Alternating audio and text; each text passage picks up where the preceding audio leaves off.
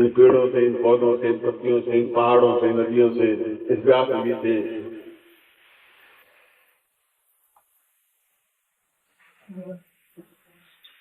इनसे एक आत्मीयता रही है, संबंध रहा है, और इस जीवन में नहीं, कई जन्मों से रहा है। मुझे अपने पिछले जीवन की याद है, पिछले जन्म की याद है, आपके पिछले जीवन और जन्म भी मुझे याद है कि आपका मेरा क्या संबंध था और कितना मधुर संबंध था, कितनी आत्मीयता संबंध थी, और कितने आप नजदीक एक क्षण भी आप मेरे बिना रह नहीं सकते थे, रहे भी नहीं। आप हर क्षण दौड़ के आ जाते थे और लिपट जाते थे पैरों पर। मैं आपके जीवन को देखा है, तो जीवन से पहले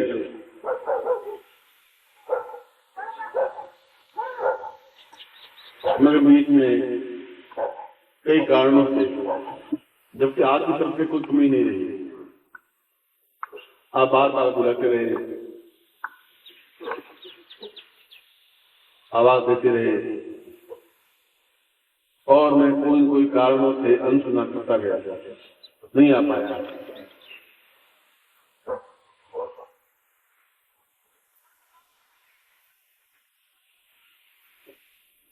इसका पछतावा भी है।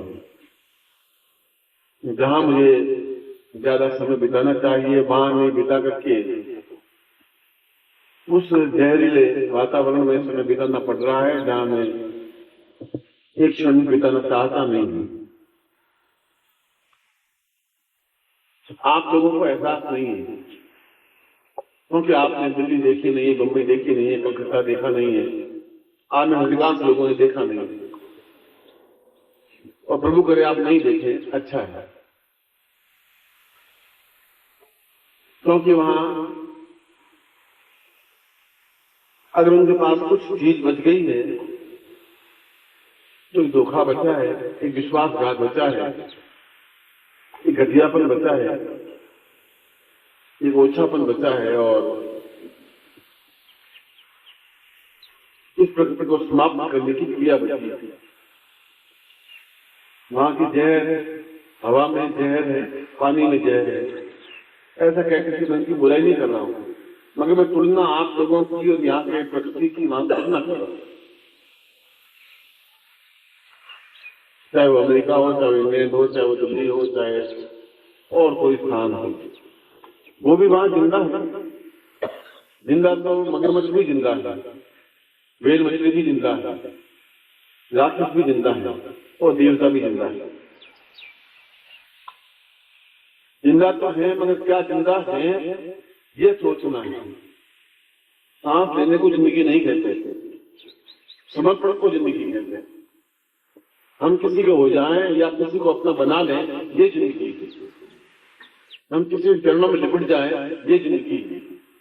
हम आंसुओं से अपने गुरु के चरणों को भिगो दें, और फिर उस चरणों में हम गुरुद्वारा देखें, उन चरणों में मंदिर देखें, उन चरणों में मस्जिद देखें, ये हमारा जीवन है। और जब तक ऐसा नहीं है तब तक हमारा जीवन नहीं है, तब तक हमारे जीवन का कोई अर्थ नहीं है। पैदा होना मर जाना आपके हाथ में है भी नहीं। पैदा हुए तो आप अपनी इच्छा से पैदा नहीं हुए, जबरदस्ती आपको पैदा कर दिया गया। आपकी इसमें कोई मर्जी नहीं थी, आपको कोई बस भी नहीं था। यहाँ पैदा हो जाता, कलकत्ता में पैदा हो जाते, बंगाल पैदा हो जाते, दिल्ली में पैदा हो जाते, कहीं पैदा हो जाते, ये आपके हाथ की चीज नहीं है, और मरना भी आपके हाथ में नहीं है। इसलिए भगवान ने जब आपको पैदा किया तभी आपको दिया नहीं, खाली आज आपको यहाँ इस संसार में दे दिया, और मरोगे एक न एक दिन तो मैं और आप तो समाप्त होंगे ही। कभी आप अपने साथ में ले जा नहीं सकेंगे, चाहते हुए भी नहीं ले जा सकेंगे, खाली आ जाएंगे। और ये साला छल झूठ कपट ये इस जन्म से मरण के बीच में ही है। धोखा, विश्वासघात, घटियापन, ओछापन, ये सारा खेल के बीच में है।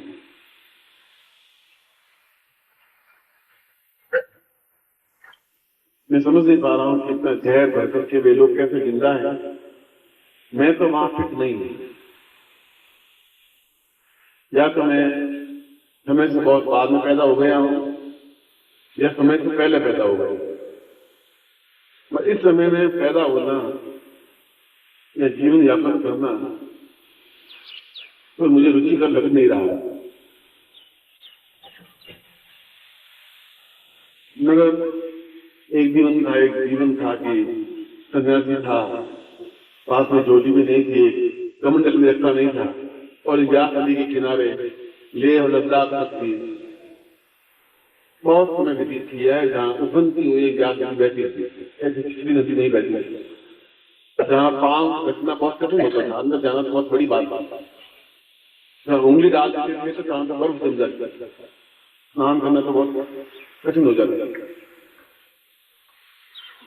उस व्यास नदी को भी मैंने देखा है, और 12 महीने उफनती हुई, उछलती हुई, लहराती हुई, झूमती हुई, नृत्य करती हुई, और आज वह आंसू बात हुई, बहुत खुशी हुई बैठती है, वो भी मैंने देखा है। और धीरे धीरे कथा पुराणों में, इतिहास में रह जाएगी कि यहाँ पर कोई नदी थी, उसका नाम व्यास था, और उसमें पानी था, बहता था। ये आप अपनी आंखों से अगर 20-25 साल जिंदा रह गए, 40 साल जिंदा रह गए, देख लेंगे आप अपनी आंखों से। भगवान का ऐसा नहीं हो। तो जिस प्रकार से पेड़ कट रहे हैं, जिस प्रकार से प्रकृति को बर्बाद किया जा रहा है, ये संवत का पहला दिन है, जब से नया संवत शुरू होता है, संवत 2024। आज वो दिन है जब पहली बार सृष्टि का उदय हुआ, पहली बार सृष्टि बनी, पहली बार जीव बना, पहली बार किसी में जीव संचार हुआ, सृष्टि का प्रारंभ हुआ, प्रलय हुआ।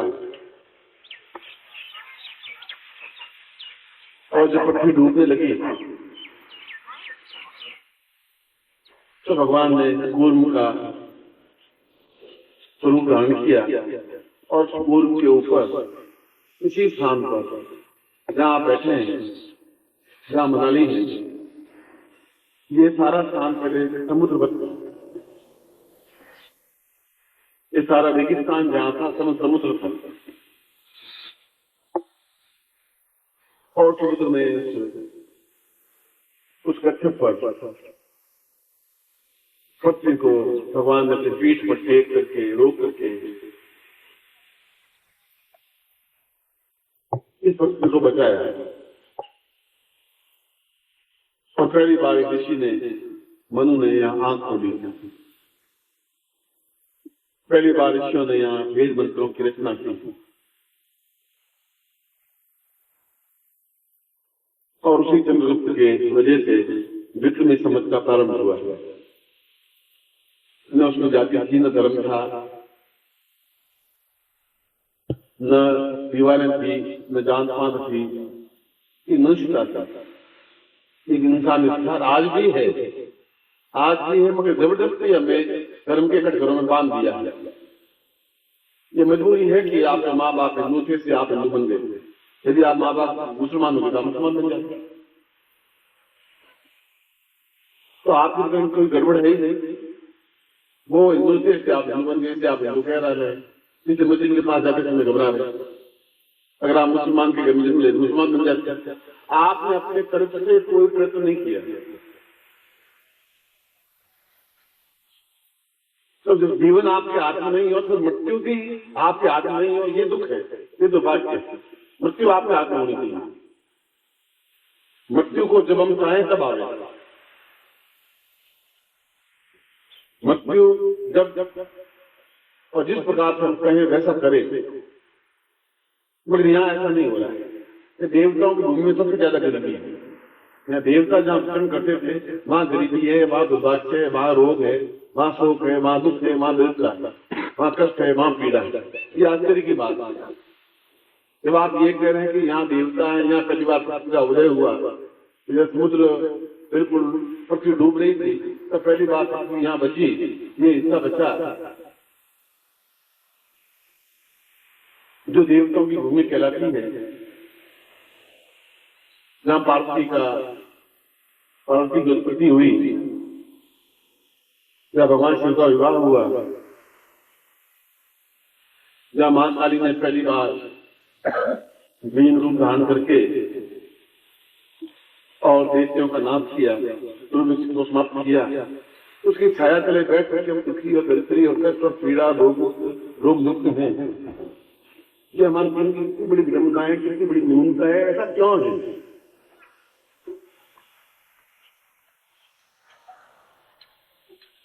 क्या ऐसा जीवन ऐसे जीता रहेगा? और ऐसा बीत रहा है, आपका भी बीत रहा है, इसलिए आपका बीत रहेगा। आपके पिताजी का भी ऐसे जीता है, इसलिए आपका बीत रहा है। पिताजी जो आपने सिखाया वही आप सीख रहे हैं। पिताजी को कोई गुरु मिले नहीं मिले। चाहे हमारे पिताजी थे विश्ववा के, रावण के पिता विश्ववा थे, साधु थे, योगी थे, ऋषि थे। अब उनके यहाँ रावण पैदा हुए। ये तो अपने अपने कर्मों के फल है, जहाँ गुरु मिले या नहीं मिले। आप अपने जीवन पथ पर एक प्रगति पर चल रहे हैं और आपकी प्रगति शमशान में समाप्त होती है। और शमशान की ओर, अपने जीवन की ओर एक व्यक्ति आता है, उसको गुरु कहते हैं।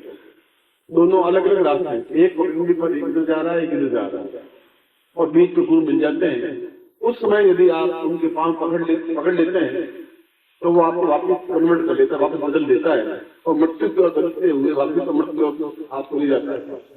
तो श्री शास्त्र का मृत्यु और मां अमृतम गमय, मृत्यु से अमृत्यु की ओर ले जाने वाली क्रिया या व्यक्ति कोई है तो गुरु है। यदि कोई सही अर्थों में गुरु है तो, और फ्रॉड है, झूठ है, छल है तो गुरु नहीं है, वो धोखेबाज है, विश्वासघाती है, वो तुमसे भी घटिया है, बोलो उसको गुरु नहीं कहते। वो लालची जो होता है वो गुरु नहीं हो सकता, जो स्वार्थ होता है वो गुरु नहीं हो सकता, जो आपका शोषण करे वो गुरु नहीं हो सकता, जो पाखंडी होता है वो गुरु नहीं हो सकता, जो दो टूक साफ है आपकी छाती में लात मार के बात करे वह गुरु होता है। आप वो झकझोर करके बात करें कि तुम गलती करे वह गुरु होता है। जो वही लालच करेगा, वही आपके सामने हाथ पसार देगा, वो गुरु होगा भी क्या? जो आपसे मांगेगा वो आपको देगा भी क्या? भिक्षुक आपको क्या देगा? वो कुछ नहीं दे सकता आपका। अपने पिता को आपको, आपके पिताजी को गुरु नहीं मिले और उन्होंने जीवन ऐसे समाप्त कर दिया।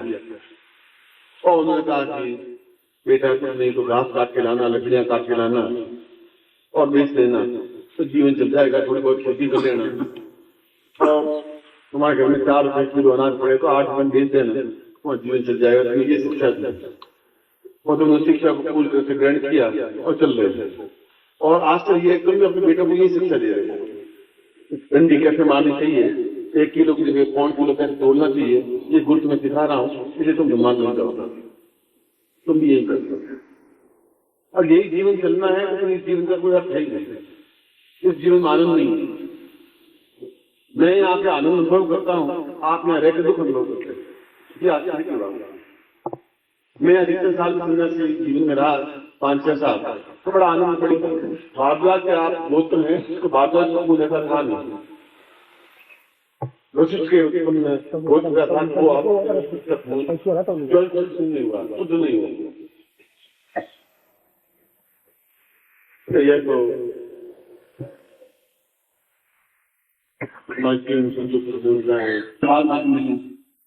चिंता नहीं,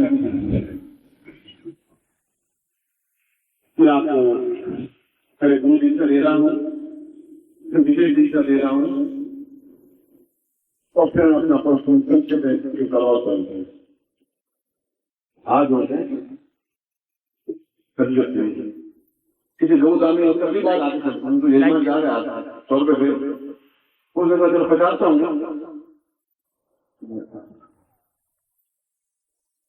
50 अरे सारा दिख मंगल कहाँ से आ गया था, सुबह सोचे मुंह देख लिए 20 रुपये।